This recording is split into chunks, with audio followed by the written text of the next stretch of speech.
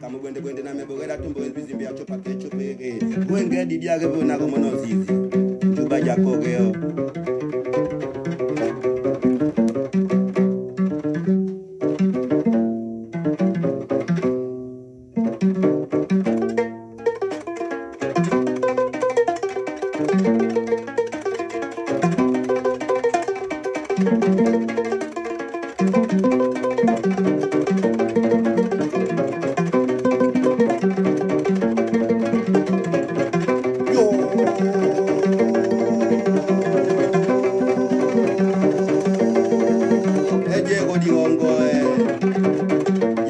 Ya nambongo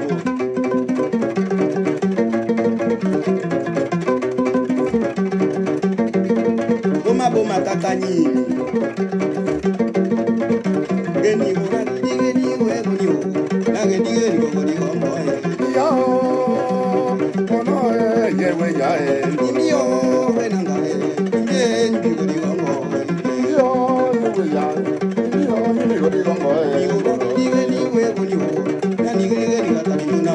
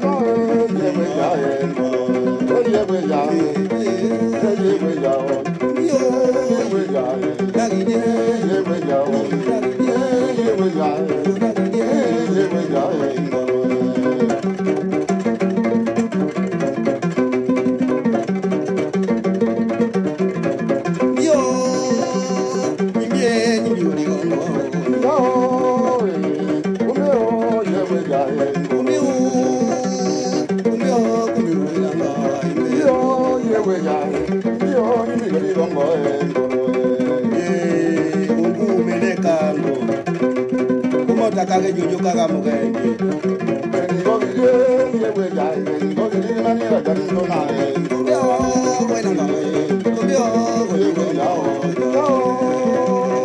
no ni go ni gongo ni go na ni we go ni ni go na yo we ya yo ni go ni gongo ni ye mononduma ni ye nduma ni go yo ni go ni mani la dan no na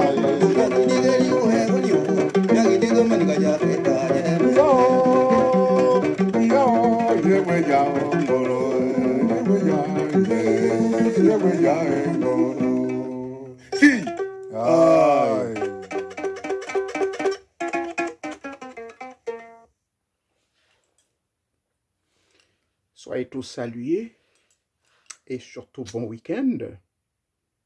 Et une fois de plus, je remercie tous ceux qui, de loin et de près, continuent toujours à s'abonner. Et également, tous ceux qui rentrent dans mes forums, parce que je constate que les forums ne font que le nombre d'abonnés, d'inscrits dans les forums ne fait qu'augmenter. Le total, nous sommes autour de 2782 personnes. Sauf si je me trompe, 1100, 2000, qu'est-ce que je raconte? On est à 3100 et quelques. Je vais refaire le compte. Parce que quand j'ai vérifié sur les trois forums WhatsApp, WhatsApp nous a accordé, je ne sais pas, c'est pas à moi, hein, je crois que tous ceux qui sont dans les groupes WhatsApp l'ont constaté, qu'on pouvait aller maintenant jusqu'à 1000 membres.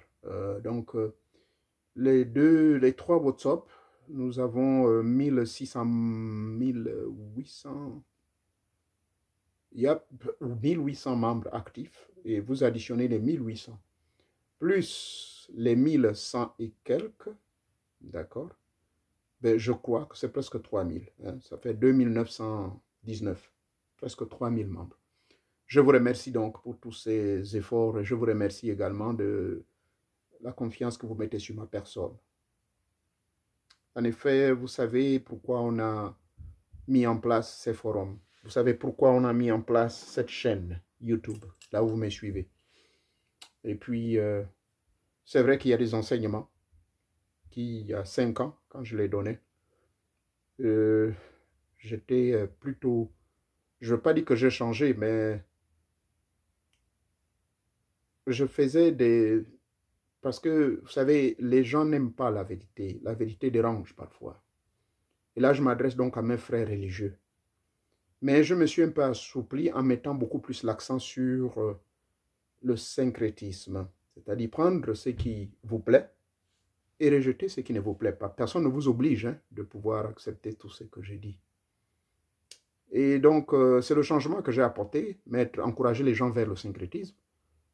Et puis, à un moment donné, vous verrez que ce syncrétisme va vous amener à faire un choix. Parce que dans la vie, on ne peut pas tout accepter. Et c'est ainsi que vous déciderez soit de vous rester branché avec nos rites, les rites de nos ancêtres, les traditionnels.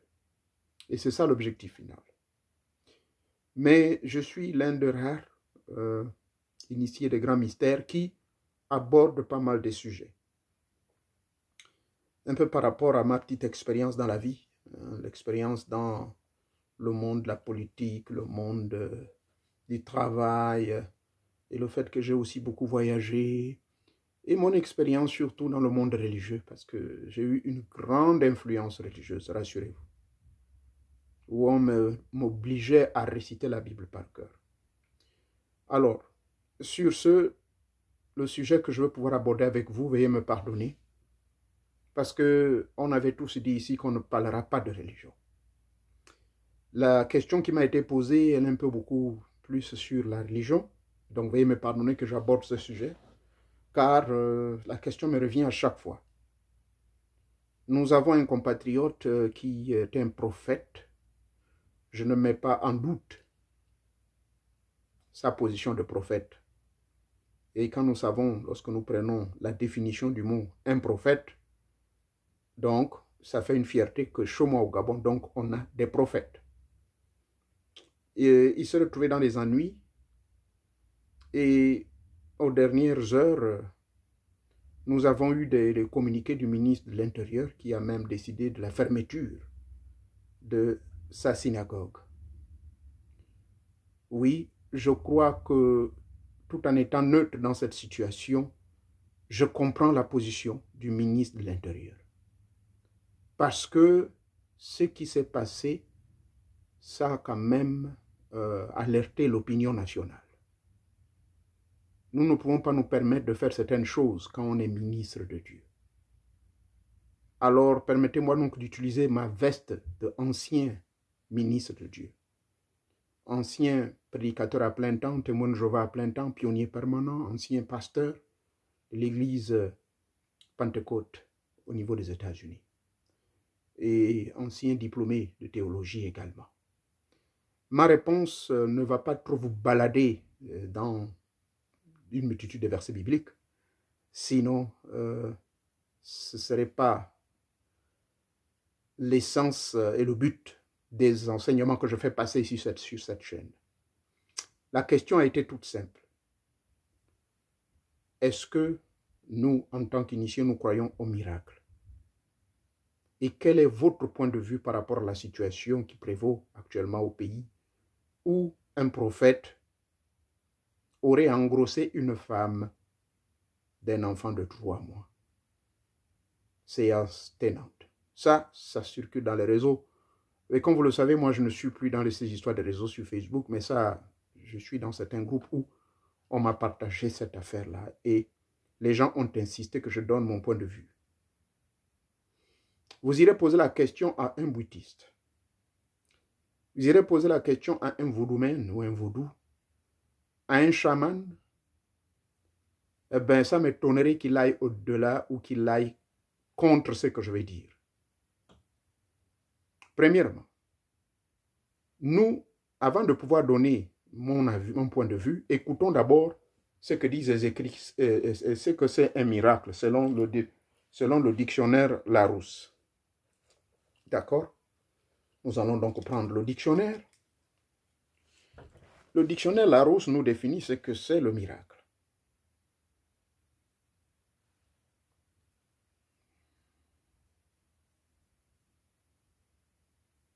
Le Larousse que j'ai sorti en ligne, voici ce qu'il nous dit. Un miracle. Un miracle, c'est un fait extraordinaire où l'on croit reconnaître une intervention divine. On a le cas des miracles de Lourdes en France, où il y a beaucoup de gens qui vont là-bas. Il y a certains objets sacrés qu'on considère comme étant des objets de miracle. Nous avons vu l'apparition de la Vierge Marie dans certains coins du monde. Eh bien, retenez bien que où l'on croit, donc, le miracle est du domaine de la croyance, de la foi. D'accord? Si vous croyez vraiment à quelque chose, eh bien, ce que vous croyez va se matérialiser. Si nous appliquons les lois métaphysiques, en métaphysique, pour ne pas dire en parapsychologie, vous croyez tellement à une chose et cela va se manifester. Si vous appliquez les lois métaphysiques, les lois de correspondance, et quand vous rentrez dans la grande connaissance universelle, à partir de la connaissance sur l'atome, eh bien, vous comprendrez que la matière résulte de l'accumulation de l'énergie. Donc, l'énergie, c'est votre pensée, c'est votre esprit.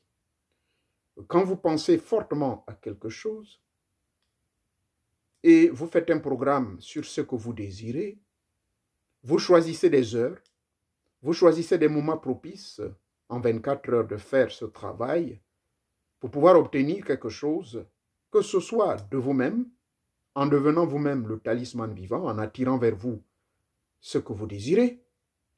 Et dans le cadre du pranayama yoga ou le yoga tibétain, vous pouvez également, par votre propre foi, en croyant aux capacités que vous avez, de guérir une maladie en vous-même.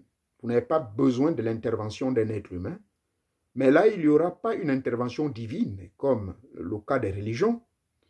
Mais dans le yoga, c'est plutôt une intervention de votre propre divinité, c'est-à-dire que vous-même, par la pensée qui est capable, comme le Jésus des chrétiens avait dit, que si vous avez foi et que vous dites à ces montagnes, montagne, déplace-toi, la montagne va se déplacer. Ce n'est pas à prendre au sens littéral, ça veut dire tout simplement que lorsque vous avez un esprit très fort et que vous avez bien développé, vous êtes en mesure de faire des prodiges, ce que vous appelez, entre guillemets, le miracle. C'est un travail que vous pouvez faire personnellement. Vous pouvez vous guérir.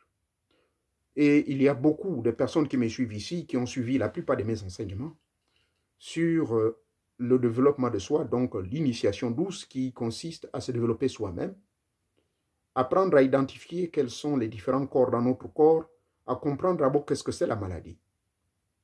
En réalité, l'homme n'est pas né avec la maladie. La maladie, c'est nous qui la créons.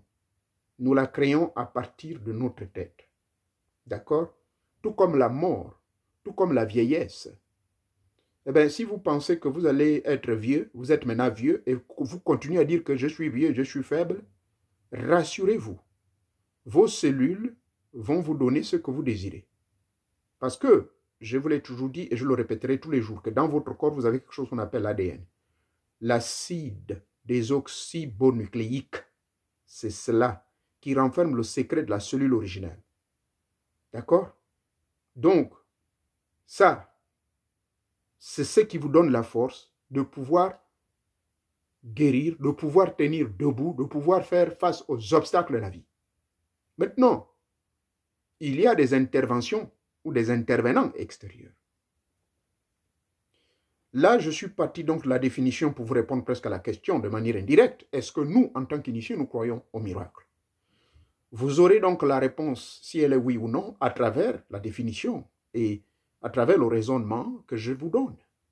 Maintenant, si vous êtes tellement avancé dans la connaissance ésotérique spirituelle, et même la connaissance du livre, la plante déclare la Bible, là, Dieu a créé, selon le livre de l'Apocalypse ou Révélation, Dieu a créé toutes les plantes du monde et tous les arbres pour la guérison des nations. D'accord? Eh bien, cela, si vous croyez à cela, vous allez maîtriser la plante. Donc, la plante, s'il faut prendre le mot miracle, entre guillemets, la plante va opérer un miracle par phénomène alchimique. Nous faisons le composite, le mélange de certaines plantes. Par exemple, je vous prendrai le cas d'un composite qu'un frère m'a communiqué. Ce composite-là, par exemple, va vous permettre d'avoir un miracle. Quel est le miracle? Et je vais vous donner la réponse.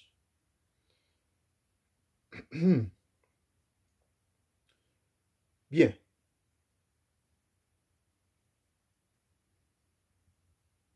Voici, si vous voulez une protection très forte, la liste des ingrédients qu'il faut. Il vous faut la mère du diable. Ce sont des poudres qu'on appelle la mère du diable, l'as de Mator, l'Otamanfanari, le Pécéda, le Vivi, Répiance, Repoussé, Volcan. Tout ça, on trouve ça auprès des grands magasins ésotériques haïtiens, donc du vaudou. Et vous allez également avoir la poudre de destruction barrière, voltige barrière, victoire. C'est des différentes poudres, hein, 3 capitaines, respectés capitaines. Donc toutes ces poudres en général peuvent vous servir pour la haute protection. Bien sûr, vous allez les mélanger avec pas mal d'éléments. Et vous pouvez en fabriquer un talisman avec ça. Je vais continuer, la liste est longue. Vous avez le chatatan, chance, bombe tranquille. Toutes ces poudres, d'accord? Toutes ces poudres, avec quelques formules, quelques paroles qu'il faut prononcer. Vous mélangez tout ceci, ça va vous créer une grande protection. Le miracle qui va se produire, c'est quoi? Le miracle, c'est la composition de tous ces éléments, qu'on vous demande. Je vous ai donné ici une composition toute simple, mais qui a aidé beaucoup de gens. Je parlais de quoi? Je vous ai dit, vous prendrez simplement la feuille séchée de laurier que vous allez mélanger avec l'encens pontifical et l'encens qui est fait à base de la résine de Koubé. Vous allez brûler et vous faites des bains avec. Partout où vous irez, aucun sorcier ne pourra vous atteindre. Pourquoi? Mais parce que ça crée une grande barrière invisible. Ces éléments à eux seuls, créés par le grand créateur des cieux, a des vertus. Et ce sont ces vertus qui vont créer le miracle de la purification et du désenvoûtement de votre esprit. Voilà un peu des exemples, il y en a beaucoup. Ou nous, en tant qu'initiés, si c'est ça là que vous allez appeler miracle, ben, pour nous, nous ne croyons pas reconnaître une intervention divine comme par hasard que c'est ça le miracle. Mais nous croyons plutôt que Teta Mwanga, Teta Nzambe, Nzamba Pungu, le grand créateur des cieux et de la terre, il a créé 5 règnes. Il y a le règne minéral, le règne végétal, le règne animal, le règne humain et le règne divin. Le règne divin, c'est ceux-là, les génies, les esprits semblables à Dieu, qu'il a créés avant l'homme sur terre. Le règne minéral, ben, tout ce qui est mine là, les mines, les diamants que vous voyez, l'or et toutes ces histoires-là, on les utilise dans certaines pratiques spirituelles. Les pierres précieuses, on les utilise pour la guérison des hommes. On les utilise pour la protection de la maison. Ce qui est en train de brûler, c'est un arbre. Ça s'appelle la santale. La santale mélangée avec la nanda. Ça a des vertus de purifier l'aura de la maison, de chasser les miasmes, du bas astral qui s'accroche, de nettoyer, parce que j'étais dehors, même si je me suis douché, je me suis lavé, mais j'ai toujours besoin de me repurifier. Donc ça, c'est la connaissance. C'est Dieu qui a créé cela. Voilà le miracle que nous, en tant qu'initiés, nous croyons. C'est le miracle qui consiste à faire usage de ce que Dieu a mis à notre disposition. Donc, sous couvert de la plante, les fleurs. Le règne minéral, disais-je, c'est cela, manipuler ces pierres précieuses-là. Et vous savez que ces pierres précieuses servent également à la guérison. Le règne végétal, je n'en dirai pas plus. Vous irez chez vous en Afrique, vous utilisez des feuilles pour obtenir un boulot, pour être protégé, pour que le patron vous aime à mourir, pour que la femme ne parte pas ou le mari ne vous quitte pas, je ne sais quoi. Les gens vont utiliser le règne végétal. L'initiation au boité. Les gens vont utiliser le règne végétal, c'est-à-dire le bois sacré. Fait partie du règne végétal, parce que c'est une plante, le bois sacré. L'arbre de la connaissance du bien et du mal. D'accord? Le règne animal. Mais le règne animal contribue également à l'équilibre et à créer des miracles dans la vie des gens. Parce que quand vous irez voir quelqu'un, on va vous dire qu'il faut sacrifier tel animal, ceci, cela. Ce n'est pas nous qui l'avons inventé, c'est depuis la nuit des temps. Le règne humain. Le règne humain à travers les 4 grandes qualités divines autant pour moi, l'amour, la puissance, la justice et la paix. Eh bien, si vous appliquez ces 4 grandes vertus de Dieu, je répète l'amour inconditionnel, hein, et cet amour renferme 4 autres amours par définition. Et ça, si vous l'appliquez normalement, vous verrez le grand miracle s'accomplir. Vous pouvez changer. Ceux qui étaient mauvais vont changer parce que vous, avec à cause de votre bonne conduite, vous avez attiré les gens vers vous. Voilà des miracles. D'accord? La justice. Si vous croyez à la justice et à l'égalité des droits et à l'égalité de biens, l'égalité pour tous, vous verrez, les gens ne se plaindront plus. Quand il s'agit par exemple du gouvernement, si vous faites tout pour l'égalité des droits, l'égalité des chances, vous verrez. Il n'y aura pas de problème. Quelqu'un qui, comme Kadhafi de son vivant, faisait en sorte que vous êtes célibataire, vous venez à peine de vous marier, on vous donne une maison cadeau. Si vous appelez ça chance, voilà, ça c'est une chance pour vous. Plutôt miracle, voilà un miracle. C'est-à-dire c'est de voir ce qui est donné par Dieu le Créateur dans l'univers pour servir au bonheur de l'autre. Voilà un miracle naturel. Le règne divin, ce sont les entités de l'au-delà, y compris nos ancêtres. Ça fait partie du règne divin. Parce qu'ils sont dans le monde des réflexes, ils sont dans le monde tridimensionnel. Donc, à travers les 5 règnes-là, Dieu a mis à notre disposition tout ce qu'il faut pour que nous puissions mener une vie miraculeuse.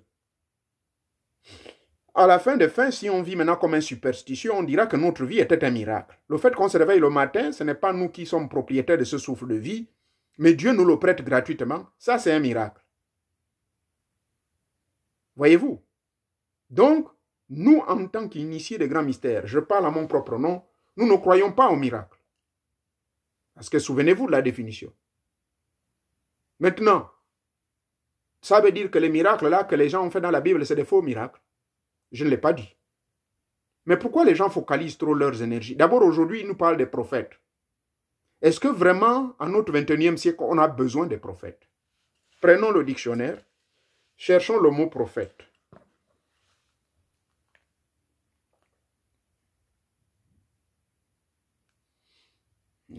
T'es à moi. C'est grave. Prophète.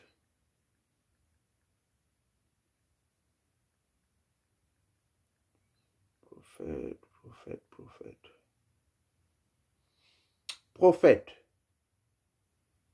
Personne inspirée par la divinité qui prédit l'avenir et révèle des vérités cachées. Je répète, un prophète, c'est une personne qui est inspirée par la divinité, qui prédit l'avenir et révèle des vérités cachées. Si vous prenez la définition telle que le donne le Larousse, est-ce que quelqu'un qui vient vous faire une prise de judo, c'est un prophète? Est-ce que quelqu'un qui se réveille un bon matin, qui va dire qu'il va engrosser une femme, en quelques minutes lui donner un enfant de 3 mois, est-ce que ça c'est un prophète? Selon la définition. Un prophète, c'est le représentant de Dieu. C'est quelqu'un qui reçoit des révélations divines. Il prédit l'avenir. Et à ma grande surprise, il y a des prophètes dans mon pays, le Gabon. qui avait déclaré des insanités. Et je m'étais opposé à ça quand j'étais encore actif sur Facebook. J'avais dit c'est du mensonge. Et je suis le seul d'ailleurs à l'avoir dit. Ils ont dit oui, on voit, le prophète dit, il voit le sang. Que le fils du président, il voit le fils du président du Gabon, le sang. Ça veut dire que, il voulait dire par là que le jeune Noureddin, fils du président de la République gabonaise, le sang va couler, il va mourir. Il l'avait dit il y a plus d'1 an. Hein? Est-ce qu'aujourd'hui Noureddin est mort? Est-ce qu'aujourd'hui on a vu le sang? Vous voyez, ça c'est pas des prophètes. Qu'on arrête de divertir les gens. Parce que c'est la vie des gens. Bien, je veux d'abord repartir toujours dans la Bible. Savez-vous l'homme qui a opéré le plus de miracles sur la terre? Selon les religieux, hein, selon la Bible. Vous serez surpris que ce n'est pas Jésus. Son nom c'est Moussa Abou. On l'appelait Moshe. Moshe. Akhenaton dans certains écrits de l'Égypte antique. En français, on l'a traduit par Moïse. Savez-vous que Moïse a battu le record des miracles? Laissez-moi vous rafraîchir la mémoire. Au début de la Genèse, on nous dira quoi? Dieu intervient. Dans le livre d'Exode, on nous dit, il intervient, il s'adresse à Moïse. Comment? À travers le bûcher d'un feu. Qu'est-ce qui se passera? La Bible ne rentre pas dans les détails. Mais quand vous lisez les livres anciens et certaines versions, là je réfère à la version du 7e livre de Moïse, puisqu'il a écrit 10 livres. Dans le 7e livre de Moïse, pour nous expliquer le miracle de communiquer avec les arbres, comment les esprits parlent à travers les arbres. Là, c'est un miracle qui s'est produit. Mais là, je ne veux pas rentrer dans les détails. Les 10 plaies qui ont frappé l'Égypte, selon l'histoire des chrétiens, que je ne partage pas totalement, parce qu'il y a une autre version de cela. L'histoire qu'on nous dit, qu'on nous raconte que ça se passe en Égypte, je vous signale que ce n'est pas forcément vrai. Mais allons-y dans le contexte purement chrétien. Moïse, il va opérer combien de miracles? 10 miracles, puisque les 10 plaies correspondaient à 10 miracles. Là, c'est Moïse qui tape. Est-ce que Moïse, dans les miracles qu'il a produits là, au sein du peuple égyptien, l'enfant du pharaon meurt? Avec l'un des miracles qui s'est produit, l'enfant du pharaon meurt. Est-ce qu'on a vu Moïse un bon matin se réveiller dire à Pharaon, amène ta femme à la reine, je vais l'enceinte, remplacer un enfant immédiatement? Nullement. Cela n'est écrit nulle part et Moïse ne l'a pas fait.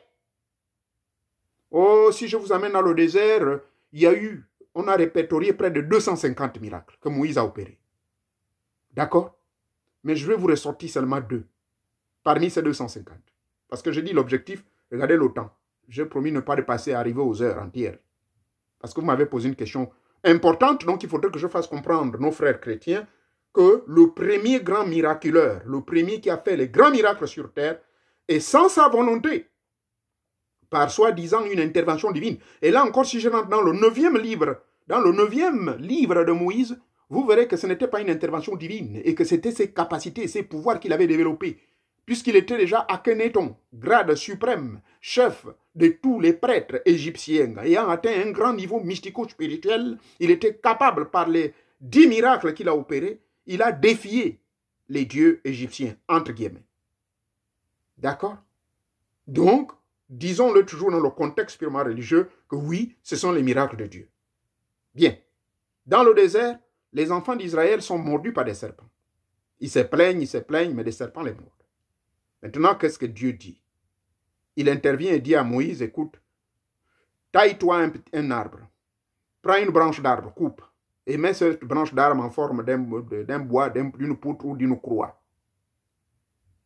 Et là, tu vas faire un travail. La Bible ne nous rapporte pas ce que Moïse va prononcer sur la croix en question. 0. Mais lisez le livre, le 9e livre de Moïse nous explique qu'il va faire des incantations, il va faire des convocations. Et quand on parle d'incantation, convocation, les gens qui sont bornés et fanatiques ne pensent qu'aux démons. Quand on fait une incantation ou une invocation, savez-vous que même Jésus, le fait que vous l'appelez d'intervenir en tant qu'énergie égrégorique, il peut opérer un miracle dans votre vie à cause de la force de votre foi, selon Hébreux 11, le verset 1,6. Si vous appliquez ce que vous-même, votre propre fondateur du christianisme a dit, l'apôtre Paul, lequel, je reviendrai sur lui, lui aussi, il a accompli quelques miracles. Et vous verrez le contexte, la différence, le contraste entre les miracles qu'eux ils font et que ceux que nous faisons au XXIe siècle, soi-disant des prophètes de Dieu. Moïse, disais-je. Alors, on lui demande, il va charger la croix en question et il va la planter. Et il dit au peuple que désormais, quiconque va être mordu par des serpents, parce que c'était une zone où il y avait plein de serpents, qu'il regarde seulement cette croix-là. Maintenant, bon, les religieux vont dire que ça symbolisait Jésus. Ça, c'est leur business. Je ne suis pas là pour parler de ça. Mais je ne rentre que dans le contexte historique, théologique. D'accord? Alors, c'était un miracle. Les gens qui regardaient cette croix que Moïse lui-même avait chargée par des prières, des incantations, des invocations, eh bien, c'était un miracle. Ça ne s'arrête pas là. Moïse va encore faire un autre miracle. Le peuple d'Israël quitte le pays où ils étaient, que les gens appellent l'Égypte. Et là, qu'est-ce qui se passe? Donc, toute l'armée les poursuit quand même. Malgré les 10 miracles qui se sont produits, ils ne sont pas convaincus. Et là, Moïse, donc, va se concentrer. Il s'éloigne du peuple. Il s'éloigne du peuple complètement. Il s'isole. Il s'adresse à Dieu. Il regarde. Il s'adresse du côté est, là où le soleil se lève. Avec son bâton de pouvoir. Il parle, il parle, il parle. Il frappe ce bâton dans les eaux. Et vous savez la suite. Les eaux s'écartent. Cette mer existe jusqu'aujourd'hui, la mer Rouge. Alors tous vont marcher à pied sec, pendant que la mer se divise. Voilà un miracle. D'accord? Un autre miracle. Avant même la traversée, là, qu'est-ce qui va se passer? Moïse va taper sur le rocher. Ils sont en plein désert, les gens cherchent de l'eau à boire. Il n'y a rien, il n'y a pas de l'eau. Ils veulent vraiment de l'eau, ya-yo. Il tape son bâton de pouvoir sur le rocher.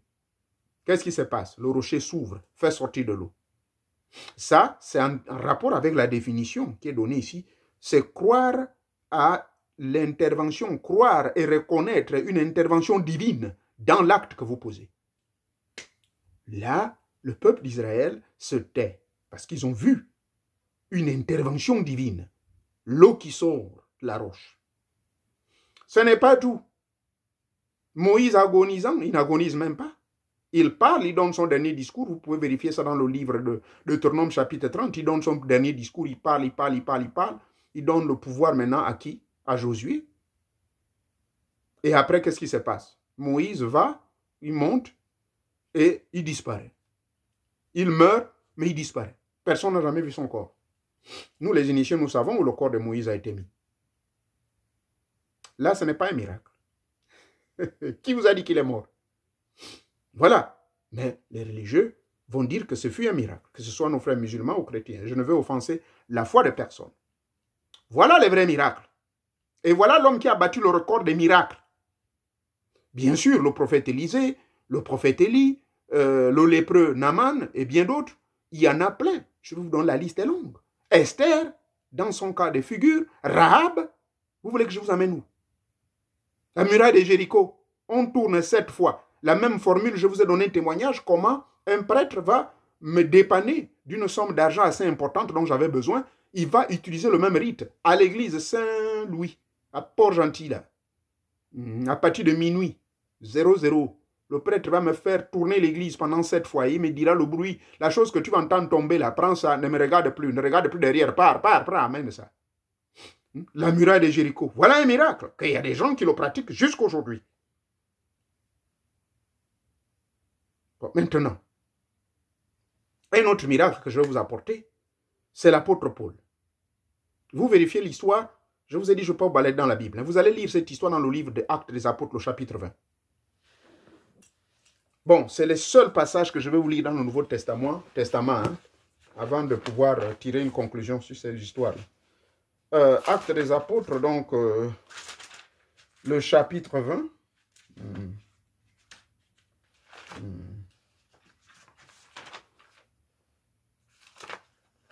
Pardonnez-moi. Les épîtres. Actes des Apôtres, chapitre 20.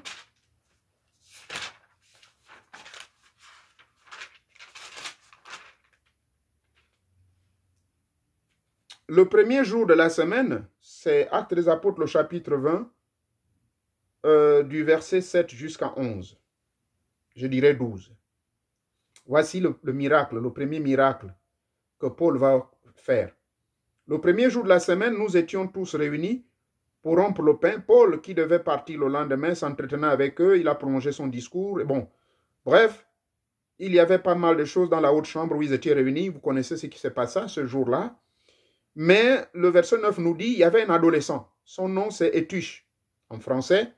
Étuc, en langue grecque. Cet adolescent, lui, il était assis sur le bord de la fenêtre. Et Paul ne faisait que parler. Il discourait tellement. Et le pauvre petit, on nous donnera son âge, âgé seulement de 15 ans, entraîné par le sommeil. Et Paul parlait au 3e étage. L'enfant tomba du 3e étage en bas.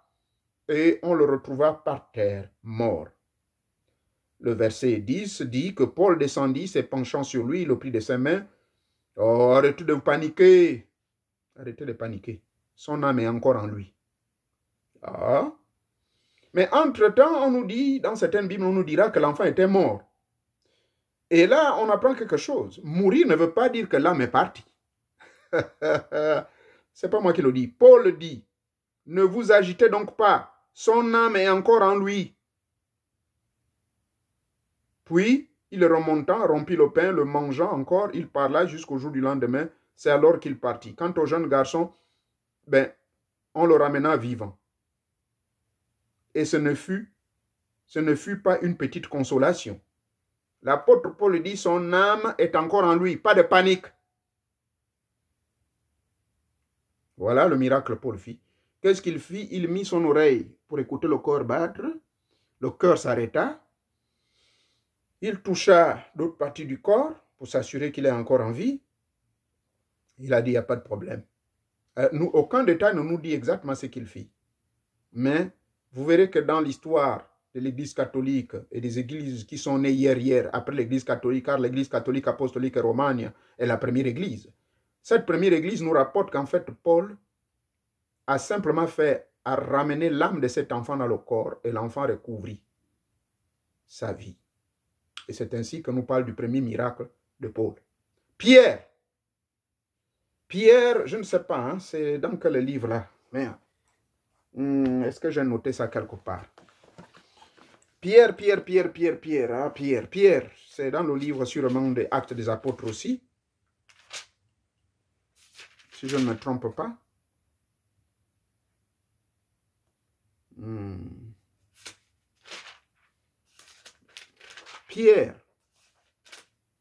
Pierre fut arrêté.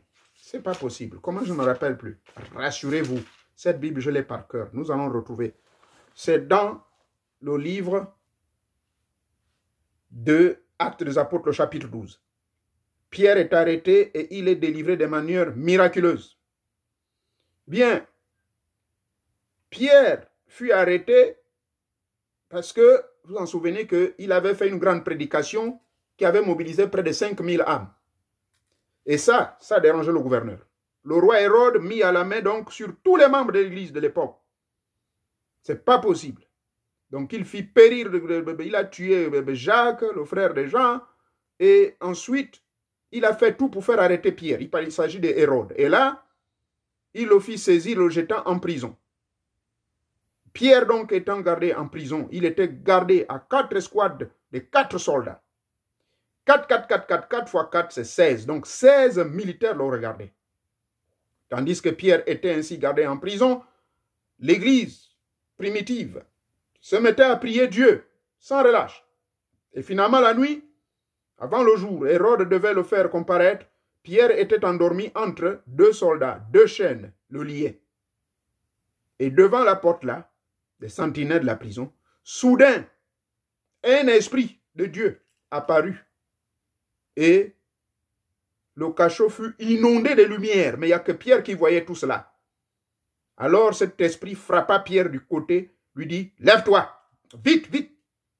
Et les chaînes de Pierre tombèrent de ses mains, et l'ange ou l'esprit lui dit, mets ta ceinture, mets tes sandales, et sors d'ici, jette ton manteau sur tes épaules, allez, suis-moi. Et Pierre sortit de cette prison. Voilà un autre miracle.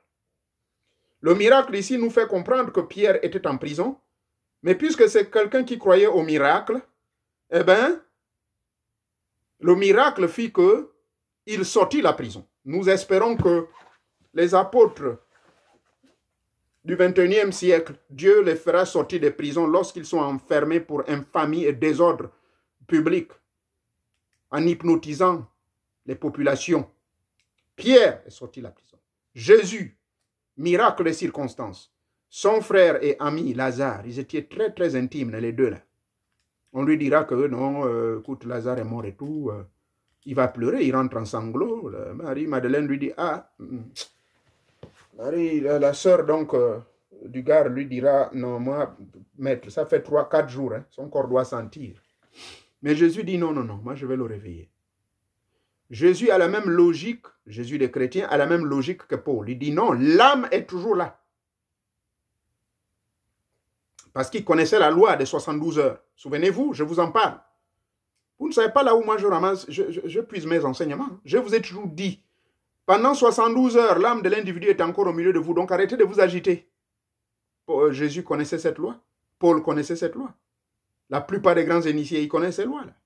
Donc l'âme de l'individu est toujours là. Voilà pourquoi quand la sœur lui a dit, oh, ça fait 3 jours, oh, voilà maintenant le 4e, oh, et tout, et tout. Paul est parti, Jésus est parti, il a fait quoi? Il a crié le nom. 3 fois, il a crié son nom. Et pourquoi? Pourquoi 3 fois? Mais allez-y étudier la mystique chrétienne, on va vous expliquer tous les grands mystères. Vous également, de notre 21e siècle, vous pouvez ressusciter les gens. Pourquoi? Mais la science le démontre. La science démontre que quelqu'un peut connaître ce qu'on appelle une mort apparente. Et j'ai 2 enseignements, 2 vidéos ici où j'explique ce que c'est la mort apparente. Vous pouvez mourir apparemment. On a vu des cas qu'on a enterré les gens dans les villages.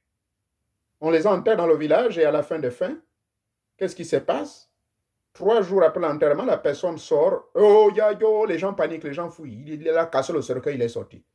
Mais c'est que cliniquement, il n'était pas réellement mort. Il était dans un coma, il était dans une mort apparente. Savez-vous, je l'ai toujours dit et je le répète, vous êtes dans les pays des Blancs, renseignez-vous, lisez Google, faites des recherches sur Google. Quand quelqu'un tombe, vous venez, vous touchez, vous devez vérifier les 5 signes de vie sur lui. D'accord? Et quand vous vérifiez tous ces 5 signes-là, mais il y a un seul que vous ne pouvez pas maîtriser, c'est le cerveau. Vous verrez que non, il s'est refroidi. Oh, le cœur ne bat plus haut. Oh, il ne respire plus haut. Oh, yo, il est mort.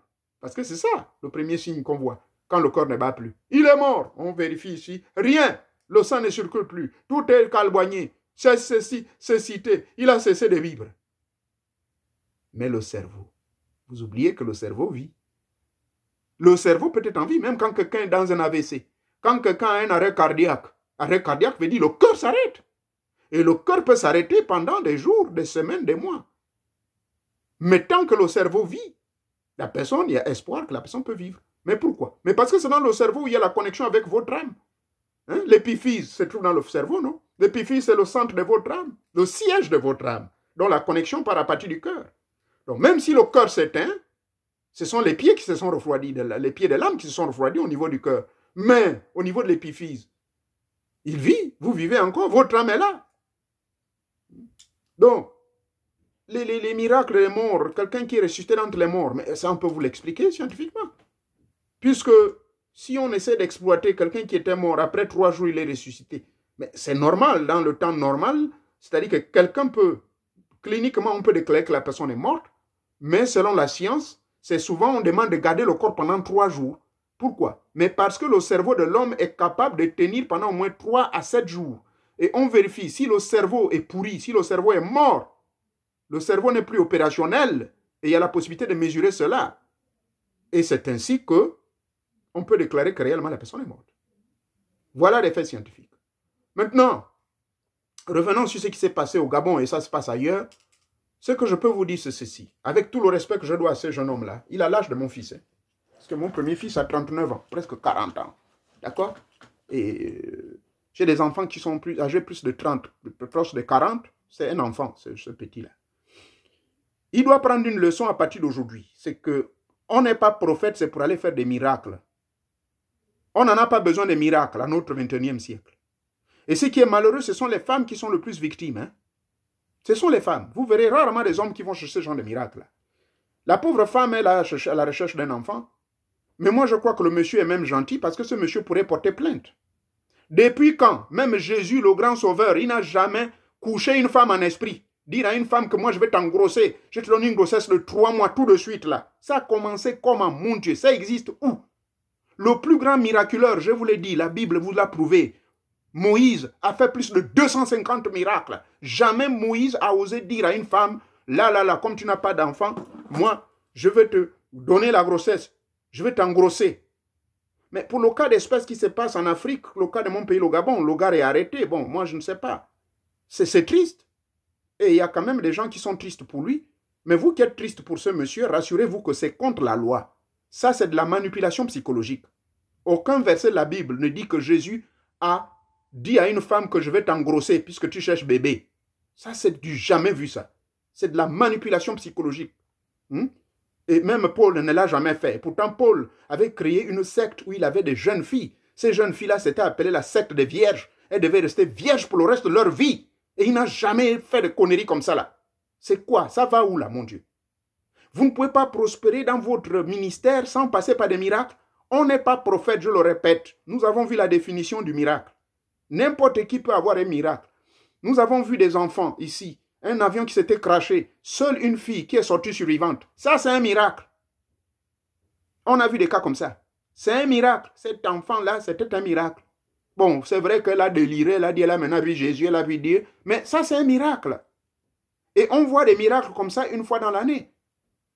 Bon, moi, je peux dire aussi que c'est un miracle parce que il y a combien d'années? En 2005, il y a un fou qui débarque, je ne sais où, je sors de l'église adventiste, là, chez un ami chez qui j'habitais, et le mec me tire l'arme dessus, et je me retrouve par terre avec la peur, je tombe, et sous la neige, les policiers viennent faire les enquêtes, ils me disent, mais c'est un miracle que vous soyez encore en vie, parce que ce viseur-là, il voulait vous tirer directement à la tête, quand on m'a demandé de me mettre debout par rapport à la cible de la balle. Moi, je peux dire aussi que ce fut un miracle. Ça veut dire qu'il y a eu une intervention sûrement divine, de manière extraordinaire. Voyez-vous? Donc, chacun de nous bénéficie d'un miracle d'une manière ou d'une autre. Mais ce n'est pas un homme de Dieu qui va venir vous imposer que je vais te faire un miracle. Ça n'existe nulle part. C'est faux. Et je le répète que c'est faux. Nous sommes partis à travers les Écritures. Jésus n'a jamais demandé à quelqu'un que moi je vais te faire un miracle. Mais qu'est-ce que vous appelez un bon miracle? Les guérisons que Jésus opérait, ce n'étaient pas des miracles. C'était des guérisons. En tant qu'homme de Dieu, vous pouvez guérir quelqu'un. Je vous ai donné au début de mes propos que même les initiés, tout cela, ils utilisent la plante pour guérir. Jésus a utilisé la terre. Nous avons des formules secrètes, spirituelles. Je peux vous les montrer. Vous utiliserez l'humus, vous crachez dessus, il y a des paroles qu'on prononce, et vous allez guérir quelqu'un qui souffre la paralysie, ou bien quelqu'un qui souffrait de la vue. C'est ce que Jésus a fait. Donc, il a guéri quelqu'un. Ce n'est pas un miracle. On n'a pas besoin de miracles au XXIe siècle. Parce que si les miracles marchaient, mais les gens ne souffriraient plus. Savez-vous qu'il y a un pasteur, il est caché ici, là, aux États-Unis. Il s'appelle Bernard Bonquet. Vous savez ce qu'il a fait au Gabon? Il est venu là, il a demandé les pauvres mamans de déplacer les infirmes. Maintenant, il a dit oui, vous allez marcher. Il a fait ça au Cameroun dans les années 91, 92. Et les gens ont jeté leurs béquilles, ils ont tenu debout pendant quelques minutes, mais c'est normal. Ça s'appelle l'effet d'onde de choc par la manipulation psychologique. Il a touché leur subconscient avec des messages de fou, et le monsieur a tourné le dos, il est reparti. En Allemagne, là où il vivait là-bas, on l'a chassé. On lui a dit non, on ne veut pas de toi ici. Il est venu s'exiler aux États-Unis. Il est ici, en Floride. Toutes les pauvres mamans là qui étaient infirmes, même pas 2-3 jours, ils se sont retrouvés sur leur chaise roulante. Et je m'en souviens, le Gabonais qui était interprète, on le cherchait maintenant, il travaillait à Shell. Il faut nous dire, ton pasteur là est où? C'est toi qui as dit qu'il va faire les miracles. Donc il faut faire très attention. C'est des surexcitations de vos subconscients, des manipulations. On va aller où? Comment l'Afrique va avancer? Et ce n'est qu'en Afrique qu'on trouve des prophètes des miracles. Au pays des Blancs, vous ne verrez pas les Blancs faire ça. Bon, lui là qu'on appelle, comment il s'appelle? L'Indien ou l'Indien là, d'origine juive. On connaît ce qu'ils font. On connaît leurs secrets. Tous les pasteurs africains, 90 ou 95%, ils vont voir des charlatans pour leur donner des pouvoirs. Je vous dis la vérité. Ils vont prendre des petits dieux, des génies qu'on leur donne. pour taper des prises de judo aux gens, à l'église, pour que vous continuiez à les faire prospérer. Je n'ai pas nié que la puissance de Dieu existe. La puissance de Dieu existe. Le miracle existe en tout un chacun de vous. Mais ce serait une illusion et du mensonge de prétendre que vous êtes un homme de Dieu qui est là pour faire des miracles. C'est faux. Chacun est né avec un don. Mais comment se fait-il que tous nos prophètes là, des églises éveillées, chacun dit que non, il est maintenant un guérisseur. Plutôt, il est maintenant un miraculé. Il est toujours. Même ici aux États-Unis, toutes les églises qui font le tapage, que des églises des Africains qui ont fait des miracles. Mais quand vous partez dans les églises des Blancs, ils ne vont pas vous parler des histoires de miracles. Ça veut dire qu'il y a quelque chose qui ne va pas. Et le miracle, quand vous parlez, c'est quoi? Miracle d'avoir les enfants. Miracle d'avoir beaucoup d'argent. Alors que le même Dieu vous interdit de vous amasser des sommes d'argent. Le même Dieu vous dit que l'argent est dangereux, ça vous amènera en enfer, n'est-ce pas? Vous trouvez qu'il y a une contradiction. Donc, quand vous venez me poser des questions comme ça, s'il vous plaît, il faut bien réfléchir. Je n'aimerais pas que vous venez me provoquer. Et je sais que la personne qui a posé la question, elle est chrétienne, mais suit de temps en temps mes enseignements. Je ne suis pas fâché, mais je vous ai donné suffisamment de preuves pour conclure que le miracle, vous avez écouté la définition. C'est une intervention divine. Ce n'est pas un humain qui doit te le faire le miracle. Voilà, c'est ce que le dictionnaire a dit. Le dictionnaire n'a pas dit que le miracle, un miracle, on doit l'obtenir d'un pasteur. Non, c'est faux. Demandez-lui le verset qui va le dire. Le seul livre dans la Bible, c'est le livre de Jacques. Le livre de Jacques dit que quand il y a quelqu'un qui est malade au sein de l'église, on doit faire appel aux aînés de l'église, de poser les mains sur sa tête et de prier pour lui. C'est tout. Et là, on ne dit pas que c'est un miracle. On peut prier sur la tête de l'individu, mais continuer à souffrir. Pourquoi? Mais parce que tant que l'individu n'a pas changé dans sa vie, tant que la personne ne s'est pas repentie de sa vie de pécheur, le miracle ne peut pas se produire comme ça. Et là, ce n'est pas un miracle. Hein. C'est la seule partie dans la Bible. Hein. Je vous le dis. Et également, Tite. Les instructions ont été données par l'apôtre Paul à Tite. Comment il faut se comporter. Comment il faut faire le ministère. Dans le ministère que Paul a prêché, lui-même, le seul miracle qu'il a fait, c'est de ressusciter cet enfant étuche qui est tombé pendant qu'il prêchait pendant plusieurs heures. À 23h15, l'enfant tombe du 3e étage et il est venu dire aux gens qui ont intervenu, qui ont paniqué que quoi? Son âme est là, ne paniquez pas. Il est reparti manger et boire après avoir beaucoup prêché toute la nuit. Mais rien, vous prenez les choses, non, que des miracles, les miracles. Et quand on regarde bien ces miracles, vous avez déjà vu Jésus faire une prise de judo à quelqu'un? Quand il est allé changer l'eau en vin, est-ce qu'il a donné des prises de judo aux gens? C'était circonstanciel. Sa maman a dit non, les gens n'en ont pas à boire. Est-ce que vous savez que de nos jours, le Congo qu'on appelle Congo populaire, on a répertorié plus de 85 grands maîtres mystiques qui fabriquent des pouvoirs magiques aux pasteurs. Ils vous donnent des crânes, ils vous donnent des pouvoirs que vous allez parler dessus pour que votre église prospère et vous aurez la possibilité de créer des miracles. Mais c'est des faux miracles qui ne font durer que quelques années. Parce que vous vous moquez de Dieu. On vous a dit que Dieu est là pour vous foutre de vos conneries que vous faites dans des églises comme ça. Le Dieu qui a créé le ciel et la terre, déclare Paul, le fondateur du christianisme, n'habite pas dans des maisons, dans des églises qui sont, dans des temples qui sont faits des mains d'hommes. Il n'habite pas là-bas. Parce que le véritable temple de Dieu est tout en chacun. Et que chacun de nous doit pouvoir espérer recevoir un miracle de sa part par la relation personnelle. Parce que l'affaire de Dieu est une affaire personnelle. Le salut est personnel. Et dans ce salut personnel, vous faites des efforts de suivre sa parole et que vous êtes motivé et exhorté par les autres frères de l'église. Parce que l'église, ce n'est pas le temple, ce n'est pas la maison que vous vous retrouvez. L'église, c'est l'ensemble de tous ceux qui sont appelés à régner avec Christ jusqu'à son retour, n'est-ce pas? C'est ce que nous avons tout prêché. Mais vous faites toutes les choses en l'envers, vous trompez le peuple. Voilà, vous êtes surpris pourquoi on a mis ce jeune homme-là en prison. Mais c'est normal que M. Mata se fâche, le mette en prison et qu'il décide de fermer son église. Comment il va oser dire à une femme adulte qui a l'âge de sa mère que moi je vais t'engrosser et je vais te mettre une grossesse de 3 mois? Ça a commencé comment? Jésus a fait ça. Moïse l'a fait. L'apôtre Pierre qui a eu un miracle, les anges sont venus le déchaîner de la prison où il était. Vous l'avez vu? Pierre, après avoir prêché à 5000 personnes, il leur a dit que oui, moi, toutes les femmes là, venez ici, vous qui avez des bébés, vous qui voulez les enfants, moi je vais vous enceinter. Mais ça c'est un scandale. Donc, on finit par récolter ce qu'on a semé soi-même. Je répète qu'on finit par récolter ce qu'on a semé soi-même. Donc, la question que vous êtes venu me poser, je vous ai donné mon point de vue. Non, nous ne croyons pas au miracle tel que les églises le prêchent.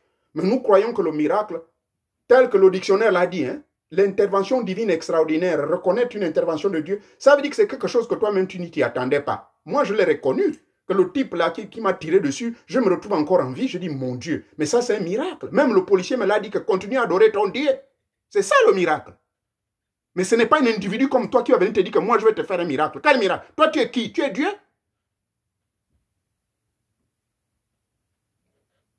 Bon, maintenant qu'il fasse le miracle de sortir de la prison, là on l'a enfermé depuis combien de jours? Qu'il fasse comme Pierre était sorti de la prison. Parce que Pierre, quand on l'a enfermé, il était sorti de la prison. Et ce n'était pas un humain. Et il y avait 16 soldats. Et il était enchaîné avec 2 soldats. Les 2 soldats l'ont enchaîné. Les chaînes aux pieds de Pierre et aux pieds du soldat. L'autre soldat, les chaînes aux pieds et aux mains. Mais l'Esprit de Dieu, donc son ange a intervenu, lui a enlevé ces chaînes-là. Et Pierre était même étonné. L'ange lui a dit, tais-toi, suis-moi seulement. Et il est sorti de là. Hérode, le chef de la province, était même étonné. Qu'est-ce qui s'est passé? Vous avez vu ce type-là continuer à prêcher. Il est libéré. Comment vous l'avez libéré? Il a engueulé les pauvres soldats. Les soldats disent, nous, on ne comprend pas ce qui s'est passé. Voilà un miracle. Parce qu'il y a eu une intervention divine. Mais vos faux miracles que vous faites, ce sont des interventions des démons. Vous partez engrosser une femme adulte, lui dire qu'elle va avoir une grossesse de 3 mois. Ça a commencé comment? Vous allez raconter des conneries que maintenant l'enfant du président Noureddin, vous voyez le sang, le sang. Vous avez bien un prophète qui va parler de politique? Ça a commencé comment cette affaire-là? Voilà des choses, au lieu d'amener le peuple vers la véritable délivrance, au lieu d'amener le peuple vers la véritable connaissance qui libère, qui va leur apporter la paix, qui va leur apporter l'amour, au lieu de développer les haines. Et voilà des choses comme ça. L'église de ce jeune homme-là va finir par se vider. Parce que là, vous ne savez pas ce que cette femme-là, le scandale, d'abord son ami ou son mari, d'abord est très fâché. Mais moi, si j'étais le mari de cette dame, mais comment un pasteur va oser dire qu'il va engrosser ma femme? Ça veut dire qu'il va coucher avec ma femme? Et c'est une maman en plus par rapport à un jeune homme comme ça. Donc voilà ce que je voulais vous dire sur la question que vous m'aviez posée. Pardonnez-moi un peu le temps, mais c'est des choses... je ne sais pas. Un bon matin, quelqu'un s'improvise, prophète, et vous le suivez bêtement. Retenez bien qu'un prophète, c'est quelqu'un qui révèle l'avenir. Un prophète ne fait pas le miracle. Retenez cela. Vérifiez vous-même la définition du prophète. Le prophète, c'est quelqu'un qui reçoit des révélations de Dieu. Comprenez? Il reçoit des oracles. Il est capable d'interpréter correctement et sans erreur. Et il ne fout pas le nez dans les affaires politiques. Et il ne raconte pas des mensonges. Je vois des prophètes qui ont dit qu'on aurait dit qu'il va mourir. Le pauvre, vous voulez le pousser à la mort? Ça fait 2 ans, combien d'années vous l'avez dit? Il est où, mais il est où? Vous l'avez tué? Il est mort? Donc, évitez ça. C'est de la distraction. Et ça entraîne les divisions. Après, les hommes politiques, quand ils vont être fâchés contre vous, vous direz que non, vous êtes persécutés. Vous allez maintenant interpréter les écrits sacrés pour dire que non, on persécute l'église du Christ. Quelle église du Christ?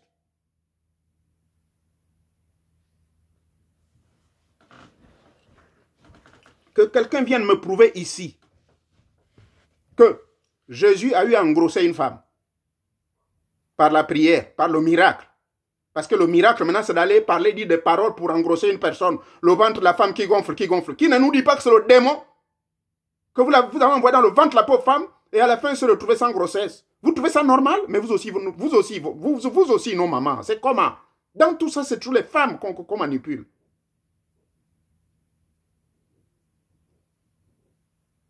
Je ne suis pas fâché. Je vous dis, hein, moi, si j'étais cet homme-là, ce n'est pas parce qu'on est spirituel ou bien homme de Dieu. Hein. Si j'étais cet homme, je peux prendre le fusil et poursuivre ce jeune homme-là. D'humilier ma femme comme cela.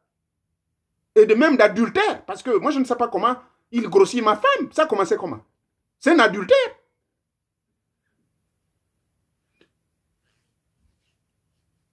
Vous aussi, nos mamans. La science a évolué. Aujourd'hui, même les femmes de 60 ans font des enfants. Il existe une science. Il existe des histoires des hormones qu'on pompe dans les femmes, les ventres de maman, là, pour que les histoires-là, vos ovules se récréent et toutes ces histoires-là. Vous qui êtes encore jeune, vous êtes incapable de faire enfant. Ouais? Mais il existe ce qu'on appelle in vitro. In vitro. Hein? Ce sont des banques de sperme. Il y a des banques de sperme, mon Dieu. Vous allez vous faire ridiculiser dans une église, vous cherchez un miracle. Quel miracle? Les banques de sperme, là, on vous a dit ça coûte même plus Est-ce que ça coûte même plus de 500 000? Ici, ça coûte à peine peut-être 150 $ seulement, 75 000 francs CFA. Et vous aurez l'enfant. Que de vous faire ridiculiser comme cela? J'en ai terminé. Que Teta Mwanga vous bénisse.